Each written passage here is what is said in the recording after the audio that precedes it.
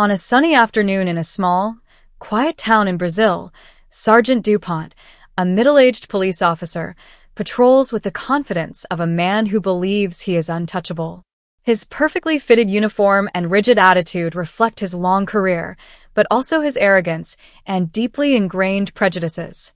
Dupont, a French expatriate who has lived in this corner of Brazil for years, is known for his brutal methods and snap judgments, especially when it comes to the town's black residents. As he walks down the cobbled streets, his gaze falls on a black man, simply dressed, walking calmly in an affluent neighborhood. For Dupont, there is no doubt.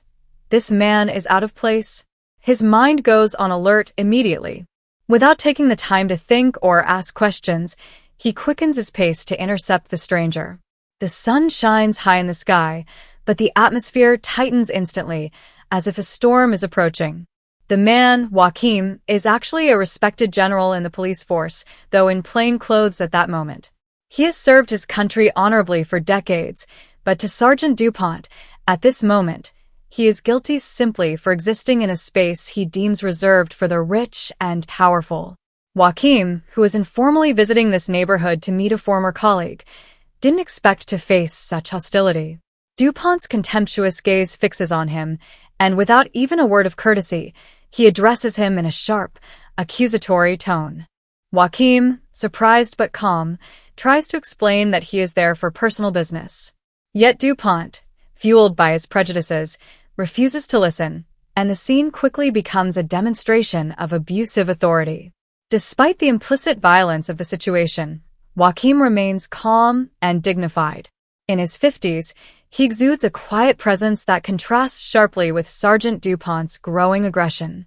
His hands raised slightly in a soothing gesture, he tries to explain, "I'm here to meet a colleague. I'm part of the police force."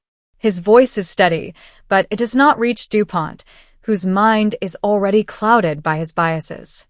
The sergeant doesn't listen. He interrupts him, his tone becoming sharper. "Where are your papers?" he asks, his gaze cold, almost defiant. Joaquim is about to pull them out of his pocket, but his measured movements are misinterpreted. Impatient, Dupont moves closer forcefully, taking this as a sign of resistance. "Stop wasting my time," Dupont shouts. Without allowing Joaquim a chance to respond, he grabs him by the arm and violently throws him to the ground. Joaquim hits the cobblestones with a muffled grunt.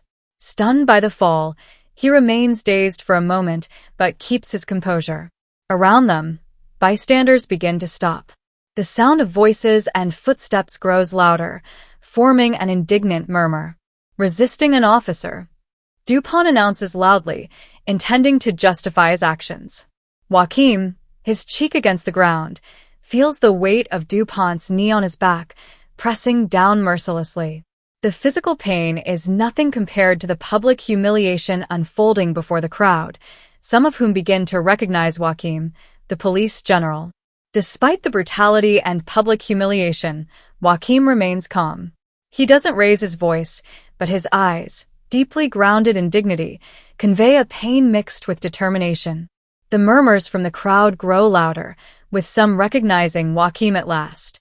However, Sergeant Dupont, blinded by his own pride, refuses to pay attention to these murmurs and continues with the arrest, unaware of the monumental mistake he is making. On the way to the police station, Dupont sits in silence next to Joaquim in the patrol car. Joaquim, still calm, finally breaks the silence, gently asking in a steady voice, "Sergeant, are you sure of what you're doing?" The question, posed without animosity, plants a small seed of doubt in Dupont's mind, but he quickly dismisses it, too proud to admit he might be wrong. He answers curtly, eyes fixed on the road, "I'm doing my job." Joaquim, without pressing further, simply offers a silent, thoughtful glance. When they arrive at the police station, Dupont's colleague, a young, inexperienced officer named Pereira, is waiting at the entrance. Pereira, seeing Joaquim disembark from the car in handcuffs, furrows his brow. Something doesn't add up. He knows General Joaquim is a respected figure in both the community and the police force, even if, in civilian clothes, he might be hard to recognize. He hesitates for a moment before addressing DuPont, slightly uneasy. "Sergeant, this man, are you sure about his identity?" DuPont, irritated by the question, snaps back sharply. He was loitering in a neighborhood he had no business being in, and he wouldn't cooperate. That's enough for an arrest. But Pereira, more aware of the implications, glances worriedly at Joaquim, who remains calm despite the handcuffs and the sergeant's attitude. Doubt begins to grow in the young officer's mind. A few moments later, the police captain, alerted by passers-by and calls from several witnesses who recognized Joaquim, rushes into the station. Seeing the general in handcuffs, he turns pale with anger and shock. He hurries toward DuPont, his face grim. "You arrested General Joaquim? Have you lost your mind, DuPont?" His voice, low but booming, shakes the air in the station.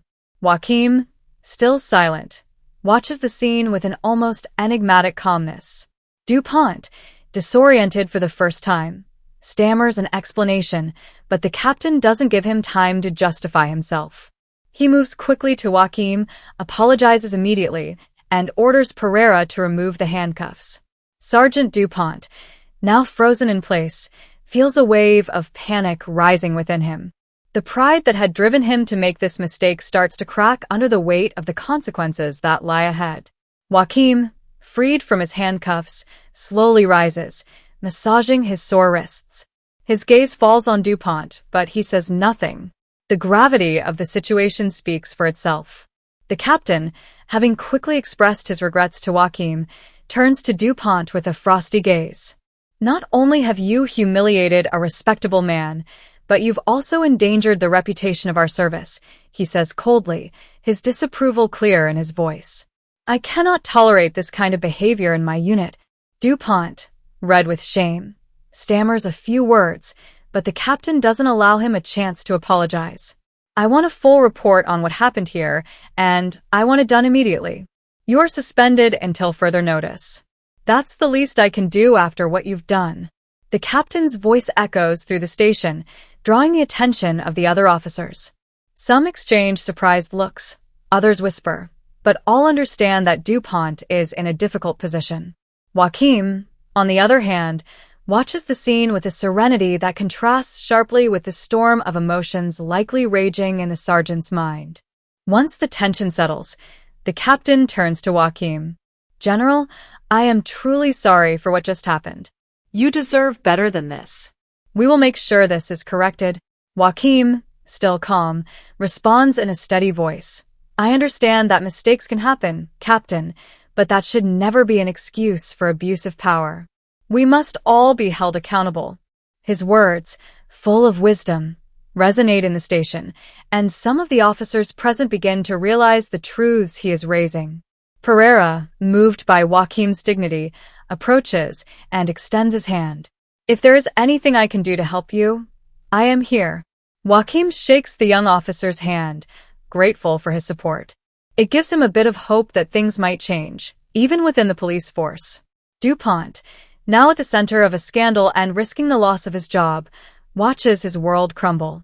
The walls of the station, usually filled with the comforting routine of his work, now feel suffocating. Anger and shame eat away at him as he realizes the impact of his actions, not only on his career, but also on his reputation, built over years of service. In his office, the sergeant feels the weight of his colleagues' accusing stares. The whispers in the break room have grown louder, and he can hear the conversations around him. How could he have done this? He must have lost his mind. The words haunt him, but he clings to his arrogance, trying to convince himself that he was just doing his job. The captain, on the other hand, turns to Joaquim, trying to restore some semblance of normalcy amidst the chaos. "I am truly sorry for this," he says, his voice sincere. "I will make sure justice is done." Joaquim, still calm, responds, "Thank you, Captain. But it is imperative that this never happens again. Lives can be ruined by hasty decisions." Joaquim's words hang heavily in the air. The captain becomes aware that this matter is not only about the dignity of one man, but it raises larger questions about systemic prejudices and abuse of power within the police force.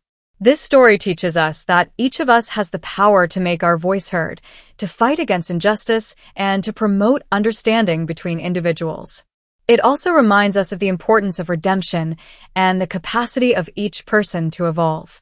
As we continue to navigate the complexities of our society, let us never forget that change begins with awareness and empathy. Joaquim and DuPont's journey is just one chapter in a larger story, that of our collective quest for a fairer and more just world. Thank you for following this story. If you enjoyed it, feel free to like, share, and subscribe to our channel for more inspiring stories that highlight the strength of forgotten voices.